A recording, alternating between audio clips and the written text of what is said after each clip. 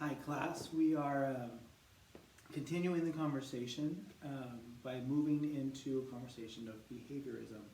And really what's interesting is that we've really built this up talking about how these conversations have really built on each other and taken things to that next level in understanding personalities and what a person is. And behaviorism really reverses a lot of the conversation and goes back to something much older. So really the heart of behaviorism is this concept called classic conditioning. Now, really important to understand that classic conditioning it's a pretty simple concept. It's a conversation of training, really. So we can get into a conversation of Pavlov's dog, something we've probably heard before.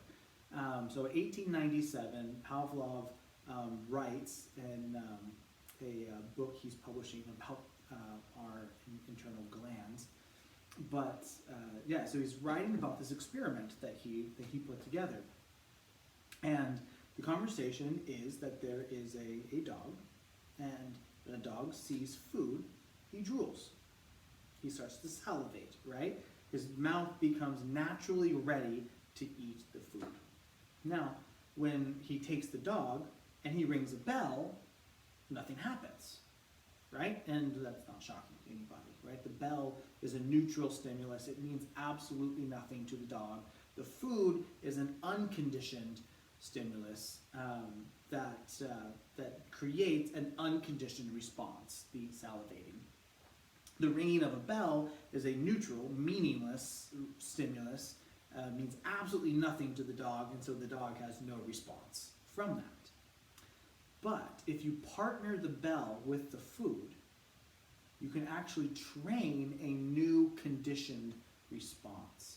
If you have a conditioned stimulus, the ringing of the bell while feeding the food, the dog drools because of the food while he hears the bell. The bell is no longer meaningless. It now signifies food. It represents he's about to eat. And so what you can do then is you do this long enough, you condition the dog to understand that the bell means that food is coming. Without the food, you can ring the bell and the dog will start to salivate. Right? You will create a conditioned response. The first one is natural, right? Dog sees food, begins to drool. It's completely natural. But with the conditioned response, the point is that the neutral, meaningless stimulus becomes meaningful. It becomes natural. This is all well and good, right? It sounds really simple, but this conversation gets taken to a much further extent with B.F. Skinner.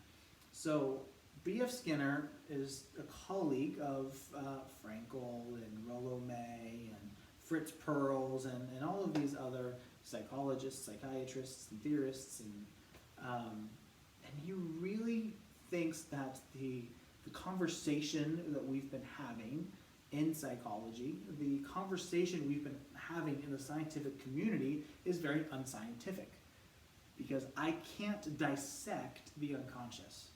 I can't take your inner world apart. What inner world? Inside of you there's blood and guts, so I don't know what you're talking about. I have to only be able to scientifically measure the observable. What can be experimented on, what can be seen, what can be held, what can be measured. So Skinner goes in and takes this idea of classic conditioning, that I can measure out, and I can measure out a stimulus and your response, and I can see the difference there. And what makes Skinner particularly stand out is that he thinks that this is all that we are. We are nothing more than conditioned responses. We are nothing more than animals who have been conditioned by our environment, by our circumstances, by introduced stimulus. And there's actually one particular quote in that he said, "The real question is not whether machines think, but whether men do. The mystery which surrounds a thinking machine already surrounds a thinking man. So, what is a person? Well, not really a conscious being. There's no free will conversation, highly determined, it's just conditioned animal. That a person is a conditioned animal, conditioned by society, conditioned by maybe evolution, but you don't think for yourselves, you don't make decisions. In fact, he also says, I did not direct my life, I didn't design it. I never made decisions, he says. Things always came up and made them for me. That's what life is. Things always came up and made them for me. That's what life is just me being conditioned by the world around me. He even attributes love to a positive reinforcement, right? Why do I stick around? Well, because you show me love and that feels good. Particularly in asked about his parenting. He says that anything altruistic he does for his children is probably just because society conditioned him to do so, which is really something to publish in a book that your kids are eventually going to read. But we are nothing more than conditioned responses, according to B.F. Skinner, that we are controlled by our environment. So you can see how this is a major step backwards. Again, referencing Pavlov from really the time of Freud, right? Or Thorndike's law of effect. So he really takes Thorndike's experiment that Thorndike uses to create the law of effect, and he basically recreates it, and he calls it the Skinner box. So he creates this box, and he puts a mouse inside of it, puts a rat inside of it, and basically his understanding is that I can make you do whatever I want, given the right conditioning, given the right reinforcements, right? So I can make a rat dance if I can just have the right kind of stimulus. So he really notices that, well, he puts a rat in there and there's a lever. And so eventually the rat is all over the place because the lever is meaningless, right? It's the ringing of the bell. It means absolutely nothing. There's a particular spot on the wall that looks a little different, and the rat doesn't think anything of it. Or the mouse doesn't think anything of it. He's particularly working with mice. And the mouse goes over and eventually accidentally bumps the lever, and out comes food. Well, that was nice. Now the lever means something. So you take that mouse out, you put the mouse in later, and it immediately goes to the lever, right? The mouse immediately, once you put it in the box, goes to the lever, presses it, and gets food. And there's different reasons for different things that he begins to study about how readily the food is there and how much and blah, blah, blah, blah, blah. But he also noticed that he lined the box with electricity, and he puts the mouse in there and he begins electrocuting the mouse. And the mouse is flailing all over the place because it obviously, right, it's being electrocuted. And it accidentally bumps the lever, and the lever turns off the electricity. Well, now, next time, as soon as it feels that pain, it goes straight to the lever. The lever means something. We're the same way. According to him, we are just animals that are being conditioned through positive and negative reinforcements, through punishment. And we're just being molded by our environment. We are not consciously making decisions. So that is behaviorism. It is a highly deterministic perspective.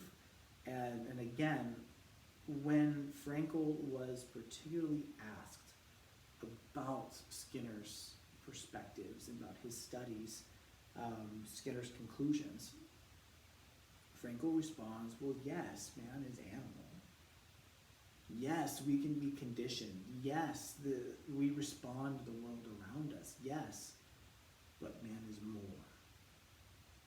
There's plenty of examples in which we choose to push against our conditioning. One thing that's interesting is really the biggest impact that Skinner has, partly in therapy, obviously, and how it gets incorporated into cognitive behavioral therapy in particular, but also in the school system. That there's a lot of different things within factories or within schools that are meaningless, like the ringing of a bell. And if you were homeschooled and never knew what a bell was, never knew that the bell meant something, at least as far as school, you wouldn't jump up and respond and immediately do the next, expected thing. But in your average high school, the bell goes off and kids get up, grab their backpack, and immediately go to the next class, right? The bell that was a neutral stimulus now means something. According to Skinner, how we create a utopian society, essentially, is by manipulating masses. How do we set up the right kind of conditioning so that people will do what is best? We just condition humanity. That's all we are, anyway. It's this is probably the most deterministic perspective that we've gone over since the start of the class. Obviously, the conversation that anatomy is destiny is very deterministic. You don't get to choose any of that. The one big difference, I guess, between a genetic model and a behavioral model, the idea that you're conditioned by your environment, is that we can introduce new conditioning. We can recondition ourselves. Again, if any of you have really tried to change a habit, there's lots of different theories that are out there about how long it takes to form a habit, how long it takes to form a new habit, to break an old one. And I feel like pretty much everybody I've ever met, myself included, it's a very frustrating conversation, because it seems like you can break a habit, you can set up a new one, but it's so easy to fall back into old routines. It's so easy to just completely fall off the training. Or if you've ever been in therapy before and you're trying to just will your way into a new behavior, you'll find that clients get very frustrated. And maybe you have found yourself very frustrated because, like the Apostle Paul, right? I know what's good, but I find myself doing what I don't want to do. Skinner's response would be that you have the wrong kind of reinforcement so far, or that the old conditioning is still very much in place, and you've just been programmed and you haven't fully unprogrammed yourself. But it really eliminates the conversation of human experience, human uniqueness, and our free will to determine and guide ourselves. And really be able to change. Again, according to Skinner, we don't think, we don't make decisions. We're not conscious, we're just dumb animals being taken to and fro. That's behaviorism. And it's highly deterministic. It definitely doesn't have a whole lot more to talk about. Bandura comes in and with Skinner and says, well, it's not just our own experiences. We also get conditioned, and we also learn by watching others go through experiences. And so he kind of expands it a little bit, but really behaviorism is just focused in on manipulation, learning how to condition. And again, Skinner thinks that he can make you do whatever, just with the right stimulus. Now, again, if you apply this, your personality is just conditioned. You are who you are just because of your family, just because of your environment. You are a product of your environment. And there's lot of perspective, I think, that we can, there's a lot of different arguments that we can have based on the idea that you're a product of your environment, and that's very doomsday because it's a very doomed perspective because there's no hope in it. If you grew up in that neighborhood, in that family, then, well, and we do this today based on your reading scores, based on your environment, we know how many prison beds are needed. Instead of telling the community, instead of teaching that you can be more, that you are more, that you are not determined, that you have the ability to choose, we tell them you're a product of your environment, and so here's a handout, here's your future, and we know it already at birth because of the neighborhood that you're growing up in, because of the parents that you have. Also, you might have heard this conversation religiously as well, that the only reason that you may be of whatever religion you are is because that's how you grew up. If you were born in Iran, then you're probably Muslim. If you are born in a Christian household, well, then that's why you're a Christian. But every Christian, would be different if they were born in Tibet. If you had been born in Tibet, you'd probably be a Buddhist. Your only reason you believe what you believe is because of your conditioning. Beyond the fact that Skinner thought religion was absolutely absurd and a waste of time, not worth talking about, a delusion.